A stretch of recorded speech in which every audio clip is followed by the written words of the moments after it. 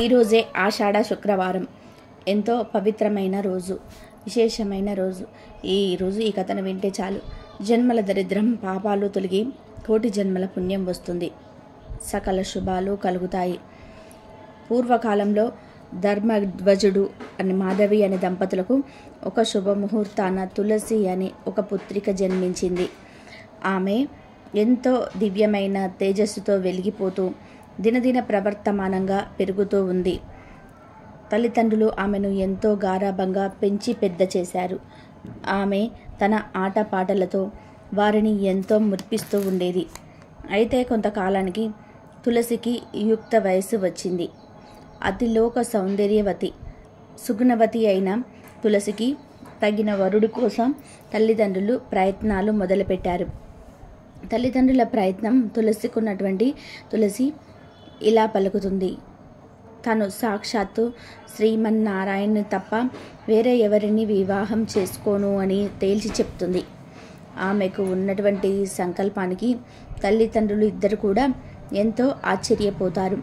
సాక్షాత్తు ఆ శ్రీ మహావిష్ణువుని వివాహం చేసుకోవాలి అంటే మాటలా, అది ఎంత తేలికైనటువంటి పని కాదు అంటూ ఆమెతో ఎన్నో విధాలుగా నచ్చచెప్పి చూస్తారు. కానీ తులసి మాత్రం ఏమాత్రం చెలించదు. తాను తప్పకుండా ఆ స్వామిని వివాహం చేసుకుంటాను అని చెప్పి అడవిలోకి వెళ్ళి ఘోరమైనటువంటి తపస్సు మొదలు పెడుతుంది. అకుంఠితమైనటువంటి దీక్షతో తులసి చేస్తున్నటువంటి ఆ దీక్షకు ముల్లోకాలు కంపించటం మొదలుపెట్టాయి. దీంతో దేవతలంతా కూడా భయభ్రాంతులకు లోనవుతారు. వాళ్ళందరూ కూడా బ్రహ్మదేవుడి వద్దకు వెళ్ళి ఇలా పలుకుతారు. స్వామి, భూలోకంలో తులసి చేస్తున్నటువంటి తపస్సు వలన సర్వలోకాల్లో కంపిస్తున్నాయి. తమరు ఒకసారి దయతలిచి అసలు ఆమె అభిష్టమేంటో అడిగి తెలుసుకోండి. ఆమె కోరిక తీర్చండి. ఆమె తపస్సును విరమించేలా చూడండి అని వేడుకున్నారు. అప్పుడు బ్రహ్మదేవుడు తులసికి ప్రత్యక్షమై, తులసి, నీకేం వరం కావాలో కోరుకో అని అడుగుతాడు. అప్పుడు తులసి బ్రహ్మదేవుడితో ఇలా పలుకుతుంది. బ్రహ్మదేవ, మీ దర్శనంతో నా జన్మ సార్థకమైనది. నాకు శ్రీమన్నారాయణుడే భర్త అయ్యే విధానంగా నన్ను అనుగ్రహించండి అని వేడుకుంటుంది.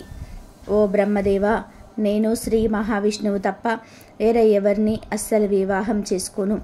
కాబట్టి నా యందు దయ ఉంచి నన్ను కరుణించండి అని వేడుకుంటుంది తులసి.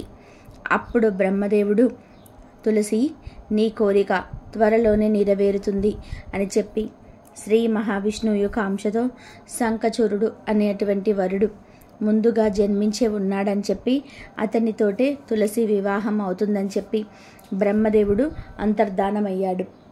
అలా బ్రహ్మదేవుడు వరాన్ని ఇచ్చినట్టుగా కొద్ది రోజుల్లోనే తులసికి శంఖచూరుడికి వివాహం జరుగుతుంది. వారిద్దరూ కూడా సుఖంగా జీవిస్తూ ఉంటారు. ఇక శంఖచూరుడు ఎంతో దివ్యమైనటువంటి తపస్సును ఆచరిస్తాడు. ఆ తపస్సు వల్ల అనేకమైన వరాలు పొందుతాడు. అలా వరాలు పొంది ఇష్టం వచ్చినట్టుగా ప్రవర్తించడం మొదలు పెడతాడు శంఖచూరుడు. అప్పుడు దేవతలంతా కూడా చేసేది లేక శ్రీమన్నారాయణుడి దగ్గరికి వెళ్ళి, స్వామి, మా గురించి కాస్త ఆలోచించండి అంటూ తమ బాధను మహావిష్ణువుకు విన్నవించుకుంటారు. అప్పుడు దయామయుడైన శ్రీ మహావిష్ణువు ఇలా పలుకుతాడు. దేవతలారా, మీ బాధ ఏంటో నాకు అర్థమైనది. శంఖచూరుడు ఎన్నో దివ్యమైన వరాలను సంపాదించి ఆ వరగర్వంతో అహంకారంతో కన్ను మిన్ను కానక ప్రవర్తిస్తున్నాడు. ముల్లోకాలను అనేక బాధలకు గురి చేస్తున్నాడు. అతను త్వరలోనే తనవు చాలించి నాలో ఐక్యమైనటువంటి సమయం ఆసన్నమైనది. ఇక తులసి మరెవరో కాదు, సాక్షాత్తు నా ప్రియసఖి అయినటువంటి మహాలక్ష్మి అంశ. శాపవశాన భూలోకంలో తులసిగా జన్మించింది. ఆమె మున్ముందు యుగాలన్నింటిలోనూ అన్ని లోకాల్లోనూ అతి పవిత్రమైనటువంటి కుక్కగా జన్మించి అందరి చేత పూజింపబడుతుంది. అనేక యుగాల పాటు ఆ విధంగా ఆరాధించబడి చివరికి ప్రళయకాలంలో నన్ను చేరుకుంటుంది. అయితే ప్రస్తుతం శంఖచూరుడు జన్మను చాలించి నాలో ఐక్యం పొందాలి అంటే తులసికి ఉన్నటువంటి పాతివ్రత్యం భంగం కావాలి. అది కూడా నేనే త్వరలో నిర్వర్తిస్తాను అని శ్రీమన్నారాయణుడు చెప్పగా దేవతలందరూ కూడా కాస్త ధైర్యం తెచ్చుకొని వారి వారి లోకాలకు వెళ్ళిపోతారు. కొంతకాలానికి ఒకనాడు శంఖచూరుడు ఇంట్లో లేనటువంటి సమయంలో శ్రీమన్నారాయణుడు శంఖచూరుడి రూపంలో వస్తాడు. ఆ స్వామిని చూసి తన భక్తే అనుకొని తులసి ఆ స్వామితో కలిపి ఆనందల డోలికలో తేలి ఆడుతుంది. శ్రీ మహావిష్ణువు యొక్క సంగమంతో తులసికి ఉన్నటువంటి ప్రాతిపత్యం చెడిపోతుంది. జరిగిన విషయాన్ని తెలుసుకున్న తులసి శ్రీమన్నారాయణ్ణి శిలగా మారమని శపిస్తుంది. ఆ శాపం విన్న శ్రీమన్నారాయణుడు చిరునవ్వుతో తులసితో ఇలా అంటాడు: ఓ తులసి, ఈ సృష్టి ఆదిలోని నా విరాట్ స్వరూపంలో నీవు మహాలక్ష్మి స్వరూపానివి. నువ్వు ఈ విధానంగా భూలోకంలో శాపవశాన తులసిగా జన్మించావు. నన్ను ఎప్పుడు కూడా విడిచి ఉండనని చెప్పి, నన్ను తప్ప వేరే ఎవరిని కూడా వివాహం చేసుకోనని చెప్పి ప్రతిజ్ఞ కూడా చేశావు. అందుకే నా అంశతో జన్మించినటువంటి శంఖచూరుడు నీకు భర్త అయ్యాడు. ఇక శంఖచూరుడు నాలో ఐక్యమయ్యే సమయం వచ్చింది. నీవు తులసిగా జన్మించినప్పటికీ నా ప్రియసఖియే అయినప్పటికీ నా సంగమంతో నీకు ఎలాంటి బాధ ప్రాతిపత్ర భంగం కలగలేదు. నీ శాప ప్రభావాన నేను గండకీ నదిలో చాలా గ్రామంగా శిలారూపాన్ని పొందుతాను. నీవు నన్ను దాచుకున్నటువంటి గండకీ నది కాగలవు. నన్ను సాలగ్రామం రూపంలో ఎవరైతే అర్చిస్తారో వారికి సర్వశుభాలు కలుగుతాయి. సాలగ్రామన ఆరాధన నాకు అత్యంత ప్రీతికరం కాగలదు అని చెప్తాడు శ్రీమన్నారాయణుడు. అప్పుడు శ్రీమన్నారాయణుడు చెప్పినట్టుగా శంఖచూరుడు స్వామిలో ఐక్యమవుతాడు. తులసి ముక్కగా రూపాంతరం చెందుతుంది. సాక్షాత్తు మహాలక్ష్మి అయినటువంటి తులసి మొక్క ఎంతో మహిమాన్వితమైనది. తులసి ఆరాధనతో సర్వ సౌభాగ్యాలు లభిస్తాయి, సర్వ ఐశ్వర్యాలు సిద్ధిస్తాయి. ఎవరైతే ప్రాప్త కాలంలో నిద్రలేచి వెంటనే తులసి మొక్కను దర్శిస్తారో వారికి ముల్లోకాల ఎందలి పుణ్యతీర్థాలలో స్నానం ఆచరించిన మహాఫలితం దక్కుతుంది. ఇక ఎవరైతే ఉదయాన్నే తులసి మొక్కకు నమస్కారం చేస్తారో వారికి సాక్షాత్తు లక్ష్మీనారాయణులకు నమస్కారం చేస్తే ఎంతటి ఫలితం కలుగుతుందో అంతటి ఫలితం దక్కుతుంది. ఎవరైతే ఈ తులసి మొక్క వృత్తాంతం శుక్రవారం నాడు వింటారో వారికి సంపూర్ణమైనటువంటి అమ్మవారి అనుగ్రహం కలుగుతుంది. తులసి మొక్క మొదలియందు సర్వతీర్థాలు, మధ్య భాగాన సర్వదేవతలు, అగ్రభాగాన సర్వవేదాలు ఉంటాయని శాస్త్రాలు చెప్తున్నాయి. అంతేకాదు తులసి మొక్క యొక్క అగ్రభాగంలో సాక్షాత్తు బ్రహ్మదేవుడు, మధ్య భాగంలో మహావిష్ణువు, కాండవనందు మహేశ్వరుడు, శాఖలలో అష్టదిక్పాలకులైనటువంటి ఇంద్రుడు, మరుడు, యముడు, అగ్ని, వాయువు, కుబేరుడు, ఈశ్వరుడు నివసిస్తారు. తులసి మహిమ అపారమైనది. తులసి మొక్క ఉన్న ఇంట్లో సర్వ సౌభాగ్యాలు ఉంటాయి, సర్వ ఐశ్వర్యాలు చేకూరుతాయి. ఎవరైతే ప్రతిరోజు శ్రీమన్నారాయణ్ణి పూజిస్తారో వారి యొక్క సర్వ పాపాలు తొలగిపోతాయి. తులసి దళాలను ప్రతిరోజు ఉదయం పూజా సమయంలోనే కొయ్యాలి. మిగిలిన వేళయందు తులసి దళాలను కొయ్యకూడదు, తుంచకూడదు. తులసి దళాలను పూజకు మాత్రమే కొయ్యాలి. స్త్రీలు అస్సలు కొయ్యకూడదు. మంగళవారం, బుధవారం, శుక్రవారం, అమావాస్య, పౌర్ణమి తిథులలో, గ్రహణ సమయాలలో తులసి పత్రాలు కొయ్యకూడదు. తులసిని స్త్రీలు తలలో ధరించకూడదు. అది పవిత్రమైనటువంటి తులసి సాక్షాత్ మహాలక్ష్మి అవతారం కాబట్టి తులసి దళాలను శ్రీమన్నారాయణుని వారి ఆ పాదాల వద్ద ఉంచాల కానీ తలపైన పెట్టకూడదు. తులసికి ప్రతిరోజు నమస్కారం చేయటం వలన సంతాన ప్రాప్తి, రోగ నివారణ, దాస విముక్తి, సంఘంలో గౌరవం కలుగుతాయి. తులసి బృందావని, విశ్వపూజిత, విశ్వపావని, కృష్ణ సవిత. తులసిని ఆ నామాష్టకాన్ని ప్రతినిత్యము ఎవరైతే పఠిస్తారో వారికి అశ్వమేధ యాగం చేసిన మహాఫలితం దక్కుతుంది. ఉదయం లేవగానే తులసిని, శ్రీమన్నారాయణుని ఎవరైతే స్మరిస్తారో వారికి సర్వ సంపదలు కలుగుతాయి, ఎన్నో జన్మల పాపాలు నశిస్తాయి, సర్వ సౌభాగ్యాలు కలుగుతాయి. ఇటువంటి ఆపదలు దరిచేరవు. రోజంతా కూడా అన్ని పనుల్లోనూ విజయం చేకూరుతుంది. ఎవరైతే ఈ కథను వింటారో, లేక చెప్తారో, లేక చదువుతారో వారి యొక్క సమస్త పాపాలు తొలగిపోతాయి, సమస్త శుభాలు కలుగుతాయి. మరొక విశేషమైన కథనం ఇప్పుడు విందాం. నారదుడు ఒకసారి హిమాలయాలకు చేరుకొని తపస్సు ప్రారంభించాడు.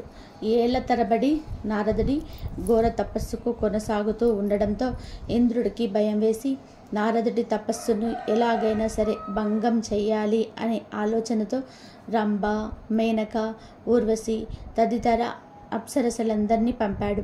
వారు ఎన్ని ప్రవచనాల్లో చేసినా కానీ నారదుడి తపస్సును ఆపలేకపోయారు. కొన్నాళ్ళు తపస్సు చేశాక తన తపస్సు సిద్ధి పొందినట్లు అనిపించి తపస్సు వినిపించుకున్నాడు నారదుడు.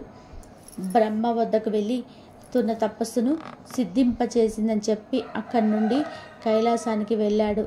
పార్వతీ పరమేశ్వర్లకు నమస్కారం చేసి నా తపస్సు సిద్ధించింది, ఇక శివమాయ నన్నేమీ చేయలేదు అన్నాడు నారదుడు.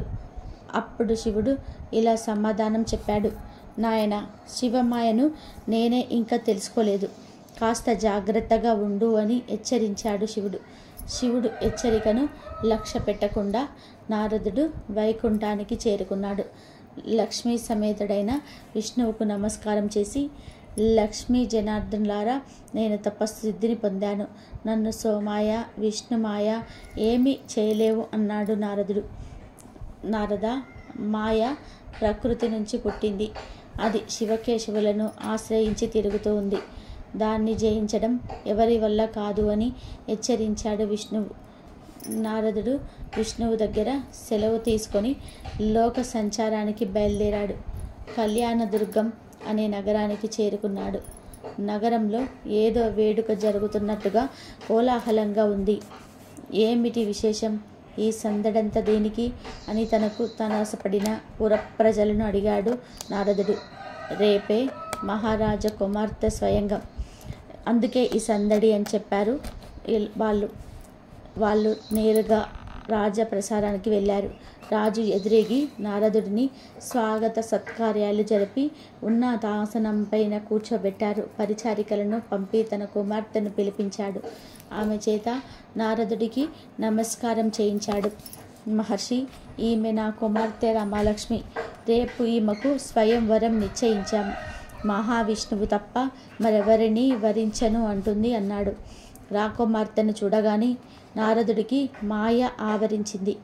రాజా, నీ కుమార్తెను నాకిచ్చి పెళ్లి చెయ్యి, నీ వంశం తరిస్తుంది అన్నాడు నారదుడు.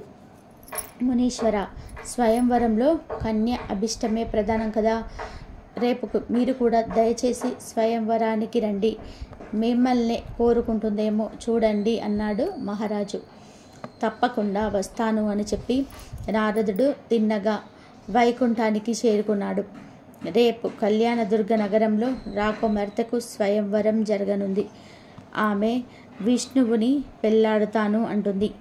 నీ రూపు నాకు అనుగ్రహించావు అంటే స్వయంవరంలో ఆమె నన్నే వరించగలదు అని విష్ణువుతో అన్నాడు నారదుడు.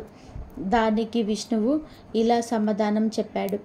నారదా, నువ్వు సోమాయలో పడ్డావు, కోరిక వదులుకుంటే గాని నీకు శాంతి దక్కదు. అయినా నీ కోరిక మేరకు రేపు నీకు నా రూపాన్ని అనుగ్రహిస్తున్నాను అన్నాడు విష్ణువు. నారదుడికి కోపం వచ్చింది. శివమాయ విష్ణుమాయ నన్ను ఏమీ చేయలేవు అంటూ విసవిస వెళ్ళిపోయాడు. మర్నాడు స్వయంవరానికి వెళ్ళాడు. ఎందరో రాజకుమారులు అప్పటికే వచ్చి ఉంటారు. రాకుమార్తె రామలక్ష్మి వరమాలతో ఒక్కొక్కరిని పలికిస్తూ ముందుకు సాగుతుంది. సభా మధ్యలో వచ్చేసరికి సమ్మోహనకారంతో వెలిగిపోతున్న మహావిష్ణువు కనిపించాడు. ఆమె వరమాలను అతడి మెడలోనే వేసింది. మరో క్షణంలోనే రాకుమార్తెను గరుత్మంతుడిపై ఎక్కించుకొని వైకుంఠానికి బయలుదేరాడు మహావిష్ణువు. సభాసందరంతా కూడా నిశ్చేష్టులయ్యారు.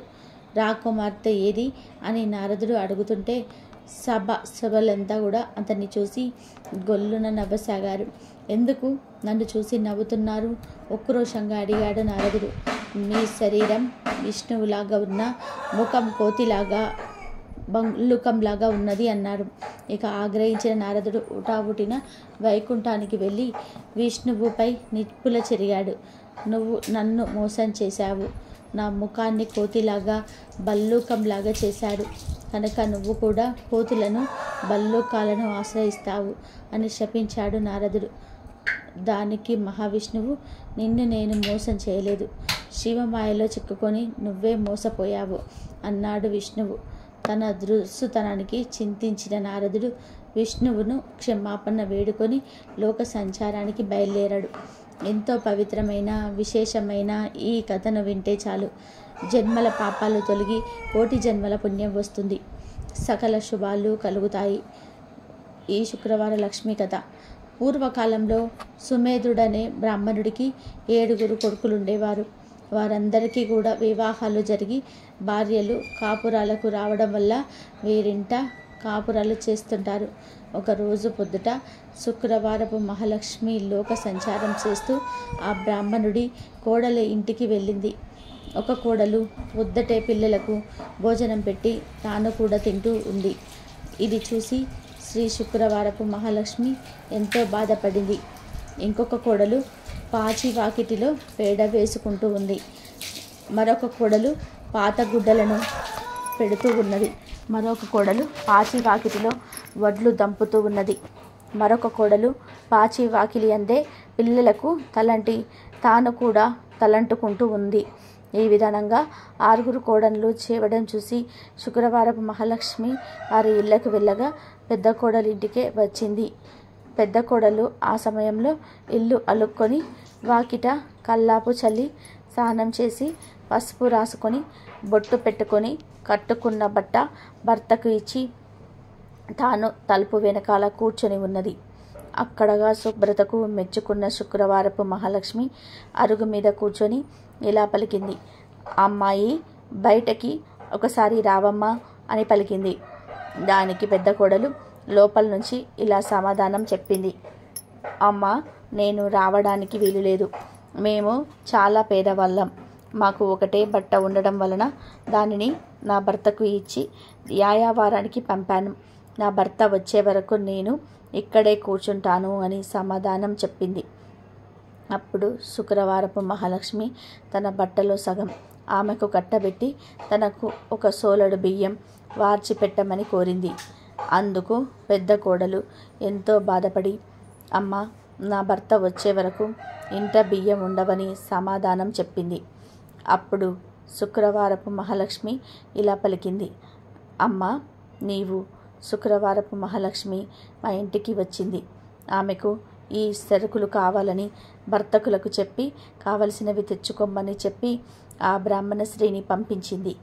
దాంతో పెద్ద కోడలు శుక్రవారపు మహాలక్ష్మి చెప్పిన ప్రకారం కోమటి ఇంటికి వెళ్ళి తన ఇంటికి శుక్రవారపు మహాలక్ష్మి వచ్చిందని తెలిపి పప్పు, బియ్యం, మిగతా వంటకు కావలసిన పదార్థాలన్నీ కూడా ఇమ్మని కోరగా అతడు వాటన్నిటిని ఇచ్చాడు. తర్వాత పెద్ద కోడలు శుక్రవారపు మహాలక్ష్మి చెప్పిందని తేలికవాని దగ్గరికి వెళ్ళి ఆ ఇంటికి శుక్రవారపు మహాలక్ష్మి వచ్చింది. ఆమెకు ఈ పదార్థాలు కావాలని తెలకల వారిని కోరగా తెలకలవారు తెలకపిండిని, నూనెను ఇచ్చాడు. ఆ తర్వాత పెద్ద కోడలు కంచెర దగ్గరికి వెళ్ళి కంచెర దగ్గర శుక్రవారపు మహాలక్ష్మి మా ఇంటికి వచ్చింది. ఆమెకు ఈ పదార్థాలు కావాలని కోరగా కంచెరి ఇంటి దగ్గర పాత్ర సామాగ్రిని ఇచ్చాడు. తర్వాత పెద్ద కోడలు సాలివాని దగ్గరికి వెళ్ళి మా ఇంటికి శుక్రవారపు మహాలక్ష్మి వచ్చింది. ఆమెకు ఈ పదార్థాలు కావాలని కోరగా సాలివాడు మంచి మంచి బట్టలను పెద్ద కోడలికి అందజేశాడు. దాంతో పెద్ద కోడలు ఇంటికి వెళ్ళి 4 పిండి వంటలతో ఆవకాయ పచ్చలతో శుక్రవారపు మహాలక్ష్మికి వడ్డించింది. అంతలో ఆమె భర్త ఎడమూట పెడముటలతో సంతోషంగా ఇంటికి వచ్చాడు. ఆ రోజు అతడికి సంతృప్తికరంగా న్యాయవారం దొరికింది. అతడికి పెద్ద కోడలు భోజనం వడ్డించగా దాన్ని భోంచేసి ఇది ఎక్కడి నుంచి వచ్చాయి అని అడిగాడు. ఆమె తమ గృహానికి శుక్రవారపు మహాలక్ష్మి వచ్చిందని తెలియజేసింది. అంతలో శుక్రవారపు మహాలక్ష్మి తానింకా వెళ్తాను అని చెప్పగా పెద్ద కోడలు, అమ్మ, ఈరోజు రాత్రి భోజనం చేసి వెళ్దువు కానీ అని కోరింది. దానికి శుక్రవారపు మహాలక్ష్మి అంగీకరించి రాత్రి భోజనం వేళ తర్వాత నేను వెళ్తాను అని చెప్పగా, అప్పుడు ఆ బ్రాహ్మణ స్త్రీ, అమ్మా, ఎంత చీకటిలో ఎక్కడికి వెళ్తావు? రేపటి ఉదయమే వెళ్దువుగానిలే అని పలకగానే దానికి శుక్రవారపు మహాలక్ష్మి సమ్మతించి విదురపోయి కొంత రాత్రికి లేచి తనకు కడుపు నొప్పిగా ఉంది అని చెప్పి శుక్రవారపు మహాలక్ష్మి అంటుంది. చెప్పగా అందుకు ఆ బ్రాహ్మణ స్త్రీ, చీకటిలో వీధిలోకి వెళ్ళవద్దు అని ఓ మూలన కూర్చోమ్మని చెప్పింది. మహాలక్ష్మి అదే విధానంగా 4 మూలల్లోనే కూర్చుంది. తెల్లవారే వేళకు మాయమైపోయింది. ఆ బ్రాహ్మణ స్త్రీ నిద్ర మేలుకోగానే ఇల్లు బాగు చేయడానికి చీపుర్ని చేతబట్టి గది యొక్క 4 మూలలు చూసింది. 4 మూలల్లోనూ 4 బంగారు కుప్పలు ఉండడం చూసి ఆమె ఎంతో ఆనందం చెంది భర్తకు ఆ విషయాన్ని తెలియజేసింది.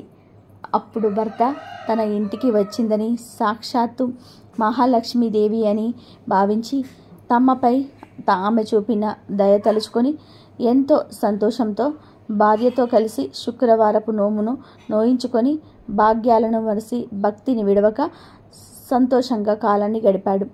ఇదే శ్రీ శుక్రవారపు లక్ష్మి కథ. ఎవరైతే ఈ కథను భక్తి శ్రద్ధలతో వింటారో లేక చదువుతారో వారికి దరిద్ర బాధలు తొలగి సకల ఐశ్వర్యాలు కలుగుతాయి. ధనం మూలం ఇదం జగత్ అనేది అందరికీ తెలిసిన విషయమే. జీవ సమస్తానికి ధనమే మూలం. ధనం లేకపోతే ఆహారం లభించదు. కాబట్టి అలాంటి ధనానికి ఎల్లరూ శ్రీ ధనలక్ష్మీదేవిని ఆరాధించాలి.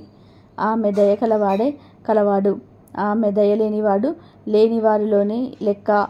ధనం చాలా విలువైనది. ఇది అందరికీ తెలిసిన విషయమే. కాబట్టి ధన ప్రాప్తికే శ్రీ మహాలక్ష్మీదేవిని ఆరాధించాలి. ధనాది దేవతలైన ఆ శ్రీ ధనలక్ష్మీదేవిని ఆరాధించి ఆమె అనుగ్రహాన్ని పొందాలి. ఆ అమ్మదయకు పాత్రులై ధనవంతులైన అసంఖ్యాక భక్తులలో 1-2 విషయాలను ఇప్పుడు తెలుసుకుందాం. అదే సమాధి కథ. పూర్వం సమాధి అనే ఒక వైశ్యుడు ఉండేవాడు. అతడు విపరీతంగా ధనాన్ని సంపాదించాడు. దానితో అతడికి ధన గర్వం వచ్చింది. కొంతలో అంతా లక్ష్మీ కటాక్షమే అనేవాడతను. రాను రాను, దేవుడా లేక దయ్యమా, నా తెలివితేటలతో బోలెడు పెట్టుబడితోనూ వ్యాపారం చేశాను, అందుకే సంపాదించాను, అంతా నా గొప్పతనమే అనడం మొదలుపెట్టాడు. ఇతవు చెప్పేవారిని కసిరేవాడు, తనకు వంత పాడేవాడిని చేరదీసేవాడు. అలా అతని చెంత చేరిన భజన పరులందరూ కూడా అతడి వద్ద ధనం తీసుకుంటూ ఉండేవాడు. అందుకుగాను పరాశ్రమంతో కలిసి దైవ దూషణలు కూడా చేస్తూ ఉండేవాడు. తద్వారా వారి వద్ద డబ్బు నిలిచేది కాదు. సమాధి వారికి ఎంత ఇచ్చినా అదంతా కూడా ఏదోలాగా ఖర్చు అయిపోతూ ఉండేది. పనికి మాలిన వారికి అనవసరపు ఖర్చులు డబ్బు ఇచ్చి అవసరానికి డబ్బు లేక దావుసరికి తన పలుకుబడిపై అప్పులు చేసి అవి తీర్చలేక సమాధి దరిద్రుడైపోయాడు. అతడు పెద్దల్ని ఆశ్రయించాడు. అప్పుడు పెద్దలు ఇలా పలికారు, దైవమున ఏమున్నది, అంతా నీ గొప్పే అన్నావు కదా, నీ గొప్ప నీవే చూసుకో, ఇక నుంచి వెళ్ళిపో అని తరిమేశారు. మరికొద్ది కాలానికి కొడుకులు తిరగబడ్డారు. అప్పులవారు అల్లరి చేయడం మొదలుపెట్టారు. గొప్ప దరిద్రం కలిగినది. చివరికి భార్య కూడా ఎదురు తిరిగినది. నీ వంటి దరిద్రుడితో నేనుండలేను అని చెప్పి పుట్టింటికి వెళ్ళిపోయింది. రుణబాతలకు కుటుంబ ఘాతకులకు వెలిచి ఒకానొక రాత్రి వేళ సమాధి అడవుల పట్టిపోయాడు. ఈ సమాధి గురించి బాగా తెలిసిన ఒక మిత్రుడు అతడికి సహాయం చేయాలనుకున్నాడు. కానీ తక్కిన వ్యాపారులు అడ్డుపడుతూ ఉండడం వలన ఒకరోజు ఆ మిత్రుడు ఒక చేతికర్ర దులిపించి అందులో కరిగిపోయిన వజ్రాలు వేసి సమాధికి ఇచ్చారు. అప్పుడు ఆ మిత్రుడు సమాధితో ఇలా పలికాడు, సమాధి, నీవు దరిద్రంచే బాధపడుతూ ముసలివాడివై అయిపోయావు. నేను ప్రత్యక్షంగా ధనమిస్తే ఇతర వ్యాపారులతో నాకు గొడవ వస్తుంది. కాబట్టి నీ చేతికి ఊతంగా ఈ కర్రను తీసుకో అని చెప్పాడు. దానికి సమాధి ఎంతో బాధతో ఆ చేతికర్ర తీసుకొని ఆ చేతికర్రతో సంతకు వెళ్ళి ఆ చేతికర్రను సంతలో ఎవరో పొరుగువాడికి చౌకగా అమ్మేసి దానితో వంట సరుకులు కొనుగోలు చేశారు. సమాధి చేసింది విని మిత్రుడు ఎంతో బాధపడ్డారు. సమాధి యొక్క దరిద్రావస్థను ఎలాగైనా సరే తప్పించాలని ఆ మిత్రుడు మరొకసారి సమాధిని పిలిచి ఇలా పలికాడు. సమాధి, ఈ గుమ్మడికాయ తీసుకో అని ఒక గుమ్మడికాయ ఇచ్చాడు. దాన్ని నిండుగా బంగారు కాసులు పోసి ఇచ్చాడు. ఇంటికి వెళ్ళి దాన్ని పగలగొడితే ధనం కనిపిస్తుంది కదా అని ఆ మిత్రుడి ఆలోచన. కానీ సమాధి ఆ గుమ్మడికాయను వేరొక కూరగాయల వ్యాపారికి అమ్మేసి ఆ చిల్లరతోటి ఇంటికి వెళ్ళిపోయాడు. మిత్రుడు సాగరించిన ఆ సహాయం పొందక దరిద్ర బాధలు భరించలేక సమాధి ఒక రోజుకు అడవులకు పోవడానికి నిశ్చయించుకున్నాడు. ఇది తెలిసిన అతడి మిత్రుడు మార్గ మధ్యలోనే మోహరీలు గుట్టకు పోయించాడు. కానీ సమాధి ఆ దారికి రాగానే ధనలక్ష్మి కళ్ళలో పడినది. అతన్ని కళ్ళు నలుపుకుంటూ పోయి మొహరీల గుట్ట పైన పడి, చీచి, ఎవరో దారిలో రాళ్ల గుట్ట పోశారు అని వాటిని అటు ఇటు చిమ్మి కళ్ళు నలుపుకుంటూ తన దారిన తను పోయాడు. అంతా మిత్రునకు చూపి, చూసారా, ధనలక్ష్మి యొక్క అనుగ్రహం తప్పితే ఎలా అవుతుందో, మనం ఎంత మంచి చేసినా వంచింపబడుచు ఉంటాడు అని చెప్పాడు. తర్వాత సమాధి అడవులకు చేరుకొని తన కష్టాలదే ఏడుస్తూ ఉండగా ఒకానొక ముని అతన్ని చూసి అతన్ని దీన కథను విని ఇలా పలికాడు. సమాధి, కేవలం ధనలక్ష్మిని తోలనాడి ఆమె పూజకు ఆటంకం కలిగించటం వలనే నీకు కష్టం కలిగినది. ఇంతకు మించి మరొకటి లేదు. నా మాట విని ధనలక్ష్మీదేవిని పూజించు. ధనం నీకు సమకూరుతుంది. ఆమె బీజమునే జన్మించు అని పలికి మంత్ర బీజాన్ని పలికి జప విధానం చెప్పి మహర్షి వెళ్ళిపోయాడు. సమాధికి మరొక మార్గమేది కనబడకపోవడం వలన గతిలేని వాడై ఆ మంత్రాన్ని జపించసాగాడు. అలా చేయగా ఒకనాడు అతని భార్య ఆ అడవిలోనే తారసపడినది. పెళ్లి చేశాక భర్త సజీవుడై ఉండగా ఆడది పుట్టింట ఉండరాదు. కష్టమో సుఖమో భర్తతోటే లోకం పొమ్మని ఆమె పుట్టింటి వారు తరిమేశారని చెప్పింది. ఆమె తనతో తెచ్చిన స్వల్ప ధనాన్ని సమాధికి ఇచ్చి క్షమించమని కోరింది. అతి త్వరలోనే దీపావళి రాబోవుచున్నదిచే సమాధి ఆ ధనంతో నగరానికి వెళ్ళి తగు సామాగ్రులను కొని అదే విధానంగా పురోహితుడికి క్షమాపణ చెప్పుకొని తనతో పాటు అడవులకు తీసుకువచ్చాడు. దీపావళి రాత్రి యథాశక్తిగా ధనలక్ష్మి పూజను చేసుకున్నాడు సమాధి. దానితో సంతృప్తిగా సాధించిన ధనలక్ష్మి సమాధిని అనుగ్రహించింది. దాంతో పురోహితుడు ఊరిలోకి పోయి సమాధిని ఉనికిని అతనిలోని మార్పును అందరికీ తెలియజేశాడు. సమాధి మిత్రుడు అలాగే విపుడు కూడా దీన్ని సమర్థించారు. అవును, అమ్మవారిని కించపరచడం వలనే అతడికి ఇటువంటి గతి పట్టింది, కానీ సమాధి చెడ్డవాడు కాదు అని మరీ చెప్పగా ఇంద్ర వ్యాపారులు కూడా ఆలోచించి సమాధిని తిరిగి ఊరిలోకి పిలిచారు. మిత్రులు ఇచ్చిన పెట్టుబడితో సమాధి మరలా వ్యాపారాన్ని ప్రారంభించి నిత్యము ధనలక్ష్మీదేవిని పూజిస్తూ ఆ తల్లి అనుగ్రహం వలన అతని వ్యాపారం అభివృద్ధి చెందటం వలన తిరిగి కోటీశ్వరుడిగా మారి సకల సౌభాగ్యాలతో తులతూగుతూ ఉన్నాడు. కాబట్టి ఎవరైతే ప్రతి గురు శుక్రవార రోజులలో అష్టమి, నవమి, దశమి, పౌర్ణమి తిథులయందు ఆ అమ్మవారిని పూజించి ఈ కథను వింటే ధనలక్ష్మీదేవి యొక్క అనుగ్రహానికి పాత్రులవుతారు. ఈ కథను చదివిన సర్వశుభాలను చేకూరుతాయి. ఇదే ధనలక్ష్మీదేవి యొక్క కథ. త్రిలోక సంచారి అయిన నారద మునికి ప్రతిదీ తెలుసుకోవాలని ఆతృత ఉంటుంది.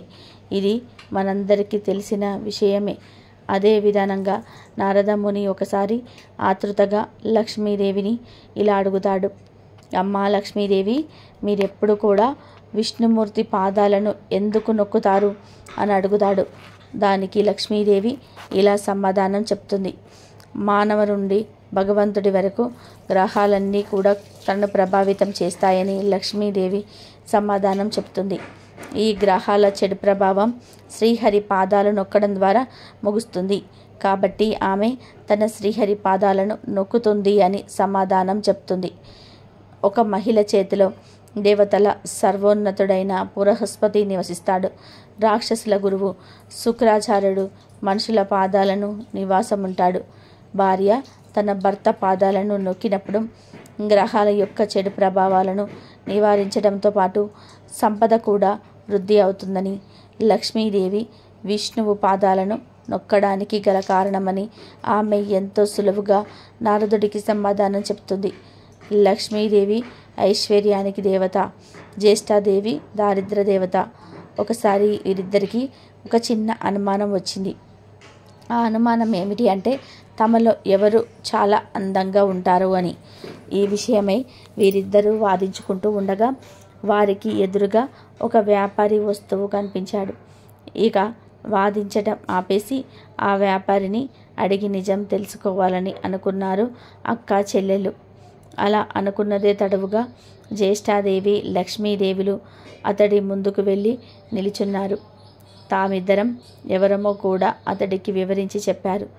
ఐశ్వర్య దేవత లక్ష్మీదేవి, దారిద్ర దేవత జ్యేష్ఠాదేవి ఇద్దరు ప్రత్యక్షమే కనిపించి అలా అడిగేసరికి ఆ వ్యాపారికి నోట మాట రాలేదు. ఇద్దరు ఒకేసారి కనిపించినందుకు సంతోషించాలో లేక బాధపడాలో కూడా అతడికి అర్థం కాలేదు.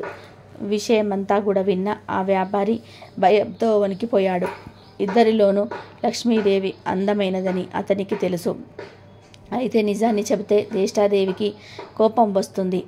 ఆమెకు కోపం వస్తే తనను ఇంకా పేదవాడిని చేస్తుందని తెలుసు. ఇక లక్ష్మీదేవి అందంగా లేదని చెప్తే ఆమెకు కోపం వస్తుంది. ఆమెకు కోపం వస్తే తనకున్న ఈ మాత్రం సంపదను కూడా లేకుండా చేసేస్తుంది. ఏం చేసేది భగవంతుడా అంటూ తలపట్టుకున్నాడు. ఇంతలో ఆ వ్యాపారికి ఒక మెరుపు లాంటి ఆలోచన వచ్చింది. ఏదైతే అదైందని మనసుకు సర్ది చెప్పుకున్న ఆ వ్యాపారి ఆ దేవతలిద్దరికీ నమస్కారం చేశాడు. వెంటనే ఆ వ్యాపారి ఇలా చెప్పాడు. అమ్మా, ఓ మహాలక్ష్మీదేవి, ఇంట్లోకి వస్తున్నప్పుడు నువ్వు ఎంతో అందమైన స్త్రీ. భూలోకంలో కానీ స్వర్గలోకంలో కానీ ఎవరు ఉండరు అని చెప్పాడు. అలాగే జ్యేష్ఠాదేవి వైపు చూసి, అమ్మా, ఓ జ్యేష్ఠాదేవి, నువ్వు ఇంటి నుంచి బయటకు వెళుతూ ఉంటే నీ అందం సొగసు వర్ణించేందుకు మాటలు చాలవు. ఆ సమయంలో నీ అందాన్ని ఎవరితోనూ పోల్చలేము అని సమాధానం చెప్పాడు. ఆ వ్యాపారి ఎవరి మనసులోనూ నొప్పించలేని విధానంగా చెప్పిన తీరు జ్యేష్ఠాదేవిని లక్ష్మీదేవులను సంతృప్తిపరిచినది. అతడు ఇద్దరిని విజేతలుగా నిర్ణయించాడని వారిద్దరు కూడా అర్థం చేసుకున్నారు. దాంతో ఇద్దరు అతడి నిర్ణయానికి సంతోషపడుతూ అక్కడి నుంచి మాయమయ్యారు. ఇక్కడ అర్థం చేసుకోవలసింది ఏంటి అంటే జ్యేష్ఠాదేవి లక్ష్మీదేవులు ఎవరికి వారు విజేతలమ్మని అనుకుంటూ వెళ్ళాలే కానీ నిజానికి నిజమైన విజేత ఆ వ్యాపారే. ఎందుకంటే అతడు ఐశ్వర్య దేవత అయిన లక్ష్మీదేవి అభిమానాన్ని పొందడమే కాదు, లక్ష్మీదేవి బద్ధ శత్రువైన జ్యేష్ఠాదేవిని సైతం సంతృప్తిపరిచాడు. కాబట్టి నిజమైన విజేత ఆ వ్యాపారే. లక్ష్మీదేవి అదృష్టానికి శుభానికి సంకేతం, అయితే జ్యేష్ఠాదేవి దరిద్రానికి సంకేతం. పురాణాల ప్రకారం లక్ష్మీదేవి జ్యేష్ఠాదేవులు ఎవరు ఎక్కడ ఉండాలి అనే విషయం గురించి చర్చలు మొదలవుతాయి. ఈ క్రమంలోనే లక్ష్మీదేవి వెళ్ళి సముద్ర గర్భంలో దాక్కుంటుంది. సముద్ర గర్భం నుంచి తన బయటకి రావాలని జ్యేష్ఠాదేవి కోరడంతో తాను బయటకు వచ్చి ఏ ప్రదేశంలో కొలువై ఉండాలో తెలియజేస్తుంది. ఈ విధానంగా సముద్ర గర్భం నుంచి బయటకు వచ్చిన లక్ష్మీదేవి తాను పసుపు కుంకుమల్లో కొలువై ఉంటానని చెప్తుంది. అందుకే ఏదైనా శుభకార్యాలలో పసుపు కుంకుమలకు అంత ప్రాధాన్యత ఇస్తాము. పెళ్లి పత్రికలో కూడా పసుపు కుంకుమలు రాయడం వలన సాక్షాత్ లక్ష్మీదేవిని ఆహ్వానించినట్లు. ఇలా పసుపు కుంకుమలు రాయడం వలన ఆ పెళ్లిలో ఎలాంటి ఆటంకాలు లేకుండా లక్ష్మీదేవి కృప నూతన వధూవరులపై ఉంటుందని భావిస్తారు. అందుకే వివాహ ఆహ్వాన పత్రికలకు పసుపు కుంకుమలను రాస్తారని పురాణాలు చెప్తున్నాయి. మనం లక్ష్మీదేవి చిత్రపటాన్ని చూసినప్పుడు ఆమెకు గుడ్లగూబ వాహనంగా ఉండడాన్ని చూస్తూ ఉంటాము. లక్ష్మీదేవికి గుడ్లగూబ ఎలా వాహనమైనది అనే ప్రశ్న మనల్ని పట్టి పీడిస్తూ ఉంటుంది. దానికి సమాధానం ఇప్పుడు తెలుసుకుందాం. ఒకప్పుడు కౌశికుడు అనే ఒక గొప్ప విష్ణు భక్తుడు ఉండేవాడు. అతడు గొప్ప సంగీత విద్వాంసుడు. సుమధురమైన తన గాన మాధుర్యంతో మహావిష్ణువుని ప్రసన్నం చేసుకున్నాడు. స్థూల శరీరాన్ని విడిచిన తర్వాత విష్ణు లోకాలని చేరుకున్నాడు. శ్రీహరి తన ప్రియ భక్తుని స్వాగతించి అతడిని గౌరవార్థం అంతరంగిక సంగీత సభ ఒకటి ఏర్పాటు చేశాడు. ఆ సభలో దేవర్షి నారదుడికి ప్రవేశం లభించలేదు. తుంబురుడికి సకల మర్యాదలతో స్వాగతం చెప్పారు. తనకు ప్రవేశం లేకపోవడంతో అటుంచి తన ప్రత్యర్థి అయిన తుంబురుడికి స్వాగత సత్కారాలు లభించటం చూసిన నారదుడు ఎంతో మండిపడ్డాడు. అయినా తమాయించుకొని లక్ష్మీదేవి మందిరంలో నుంచి లోనికి పోవడానికి ప్రయత్నం చేశాడు. అక్కడ కూడా లక్ష్మీదేవి యొక్క చెలికత్తలు నారదుడికి అడ్డుపడ్డారు. దానితో ఎంతో కోపగించిన నారదుడు మహాలక్ష్మి శమించాడు. అది తెలిసిన వెంటనే లక్ష్మీనారాయణులు నారాయణుడి ముందు ప్రత్యక్షమయ్యారు. తమను మన్నించమని వేడుకున్నారు. అప్పటికి నారదుడి కోపం శాంతించింది. తన తొందరపాటుకు పశ్చాత్తాపం మొదలైనది. శరీరమంతా కూడా చెమటలు పట్టాయి. కీలరిగి వాత పెట్టడం బాగా తెలిసిన నారాయణుడు చేసిన దానికి సిగ్గుపడుతున్న నారదుడిని చూసి ఇలా పలికాడు. నారదా, నీ కోపం కారణంగా నాకు తెలుసు. నిజానికి భక్తి జ్ఞానమందు శీలవర్తములందు తుంబురుడు నీకన్నా కపటి కాడు, గర్విష్ఠుడు కాడు. కపట మంత్రిని ప్రదర్శించేవాడు ఎన్ని తీర్థాలు సేవించినప్పటికీ వ్యర్థం. భక్తి శ్రద్ధలతో నన్ను కొలిచేవాడికి అవశ్యం వస్తుందని, సంగీతం చేత నన్ను చేరవచ్చునని చాటి చెప్పడానికే కౌశిక తుంబురులను నేను సత్కరించాను. నీ శాపానికి ఏమీ బాధపడకు, లోకహితమే జరుగుతుంది, చింతించవద్దు అని చెప్పాడు నారాయణుడు. నారదుడికి అప్పటికి జ్ఞానోదయమైనది. ఓ దేవదేవా, నా తప్పును క్షమించు. అవివేకి వలె ప్రవర్తించాను, నన్ను కాపాడు. తుంబుర, కౌశికుల వలె సంగీతంలోని మేటినైతే ఇంతటి విపరీతం జరిగి ఉండేది కాదు కదా అంటూ కట్టెలు తెచ్చుకుని ప్రవహిస్తున్న కన్నీటి వరద మధ్య నారదుడు నారాయణ పాదాల మీద పడ్డాడు. భక్తుని పంచాతాపం భగవంతుడి హృదయాన్ని కరిగించింది. తన దివ్య హస్తాలతో నారదుడిని పైకి లేపాడు నారాయణుడు. ధైర్యాన్ని చెప్పాడు. సంగీతం నేర్చుకోవాలన్న కుతూహలం నిజంగానే ఉంటే తాను చెప్పినట్టు చేయమన్నాడు. ఉత్తరాన మానస సరోవరానికి అవతల ఒక పర్వత శిఖరం ఉంటుంది. దాని మీద ఒక దేవాంతం ఉంది. ఆ ఉలూకాపతికి శుశ్రూష చేసి సంగీతంలోనే మేటిని కమ్మని దీవించాడు నారాయణుడు. దీంతో నారదుడు శ్రీమన్నారాయణుడికి కృతజ్ఞతలు ప్రకటిస్తూ చేతులు జోడించిన నారదుడు సెలవు పుచ్చుకుంటాడు. వెంటనే వేగంతో మానస సరోవరం చేరుకుంటాడు. కమ్మని సంగీతం అస్పష్టంగా వినిపిస్తుంది. తెరలుగా వస్తున్న ఆ గాన మాధుర్యాన్ని పట్టుకొని ఆవలగిరి శిఖరం చేరాడు నారదుడు. గంధర్వ, కిన్నెర, కింపురుష, అప్సరసాదులందరూ అక్కడ సంగీతాభ్యాసం చేస్తున్నారు. వారి మధ్య గురుపీఠం మీద దివ్య కాంతులతో ప్రకాశిస్తున్న గానబంధు నారదుడిని చూడగానే వినయంతో అశ్వం దిగి ఎదురు వెళ్ళాడు. ఆనందంగా ఆసనం చూపి కుశల ప్రశ్నలు వేశాడు. ఎందుకు వచ్చాడో కారణం చెప్పమని ప్రార్థించాడు. నారదుడు గానబంధు వినయానికి, సంగీత పాటవానికి ఆశ్చర్యపోయాడు. తనకు తెలియని ఈ సంగీతం ఎంత ఎవరిని ఆలోచనలో పడ్డాడు. అతడు ఎవరైతేనే తనకు కావలసినది సంగీత విద్య. ఉలూకాపతికి నమస్కారం చేసి జపతపాదులకు సాధ్యం కాని శ్రీహరిని తుంబుర కౌశికులకు గాన మాధుర్యంతో వశం చేసుకున్నారని తనకు అలాంటి దివ్య గాన విద్యను ప్రసాదించమని వేడుకున్నాడు. గానబంధు అంటే ఉలూకాపతి. నారదుడి ఆంతర్యం గ్రహించి ముందు తానెవరో వివరించసాగాడు. ఓ నారద మహర్షి, నేను చెప్పేది శ్రద్ధగా వినండి. పూర్వం భువనేశుడు అనే రాజు ఉండేవాడు. అతడు చాలా జాలిగుండ కలవాడు, ధర్మవర్తనుడు. సాంప్రదాయానుసారం ధర్మ కార్యాలన్నింటినీ కూడా క్రమ తప్పకుండా నిర్వహించేవాడు. అటువంటి ఉత్తమ పాలకుడు సంగీతాన్ని మాత్రం నిషేధించాడు. ఎవరైనా గానాలాపన చేస్తే మరణశిక్ష విధించమని మంత్రులకు తెలియజేశాడు. భగవంతుణ్ణి కూడా భక్తి గీతాలతో స్తుతించకూడదని చాటింపు వేయించాడు. ఒకరోజు హరిమిత్రుడు అనే ఒక భక్తుడు రాజు ఆజ్ఞను మర్చిపోయి భగవంతుని కీర్తిస్తూ గానం చేశాడు. ఆ గాన మాధుర్యంలో మునిగిపోయిన ప్రజలు కూడా ఆడకూడదు అన్న విషయాన్ని మర్చిపోయారు. వెంటనే రాజభటులు వచ్చారు. హరిమిత్రుడిని రాజు ముందు నిలబెట్టారు. రాజు ఆలోచించాడు. పాడినవాడు బ్రాహ్మణుడు, బ్రహ్మహత్య మహాపాపం, మరణశిక్షతో సమానమైనది, రాజ్య బహిష్కరణ. ఇలా ఆలోచించి హరిమిత్రుని సంపదనంతా కూడా స్వాధీనం చేసుకొని రాజ్యం నుంచి వెళ్ళగొట్టాడు రాజు. కాలచక్రం తిరగడం మానదు కదా. కొంతకాలానికి రాజు మరణించాడు. పుట్టిన ప్రతి ప్రాణి గిట్టక తప్పదు. అలాగే గిట్టిన ప్రాణి కూడా పుట్టక తప్పదు. నరుడిగా మరణించిన రాజు గుడ్లగువ్వగా జన్మించాడు. దివాంద జన్మ కాబట్టి రాత్రులందే ఆహారం సంపాదించుకోవాలి. తిండి ఒక సమస్యగా తయారైనది. పురాకృత దోష ఫలితం కాబోలు. ఒకసారి 4 రోజులైనా సరే ఆహారం దొరకలేదు. ఆకలి దుర్లభమైపోయినది.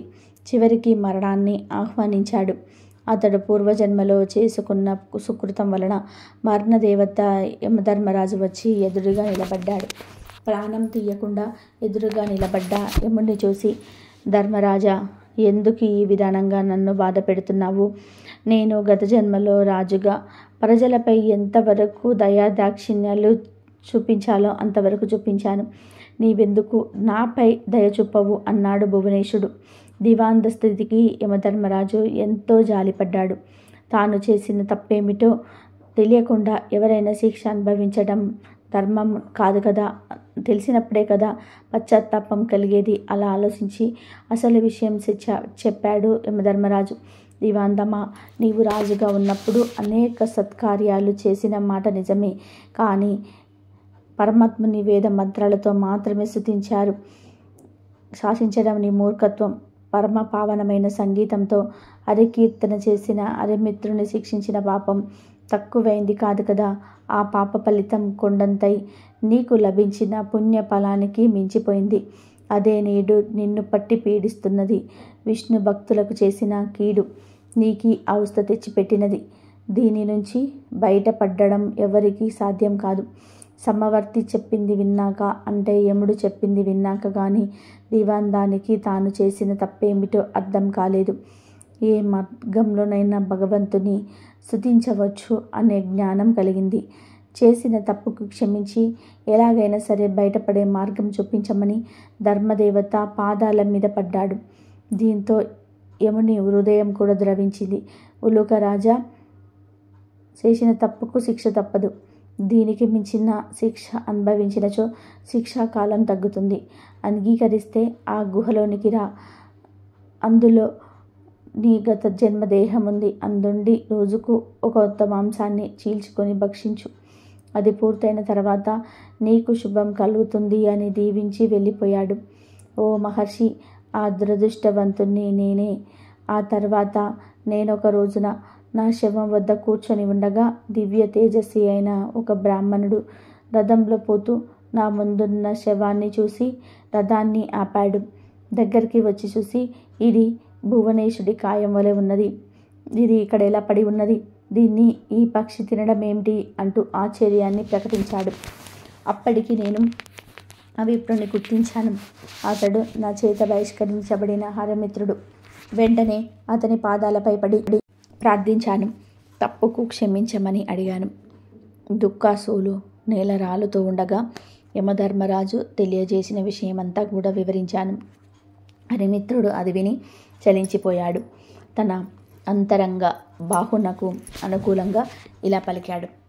నీ బాధను చూస్తుంటే నాకు ఎంతో విచారం కలిగింది. నీవు నా ఎడల చూపిన కాఠిన్యం నేను ఆ రోజునే మర్చిపోయాను.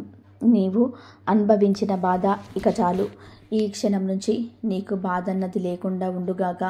గొప్ప సంగీత విద్వాంసుడివై లోకంలో ఉత్తమ సంగీత విద్యను బోధిస్తావుగాక అంటూ అతడు నా కృతజ్ఞతను స్వీకరించి వైకుంఠానికి వెళ్ళిపోయాడు.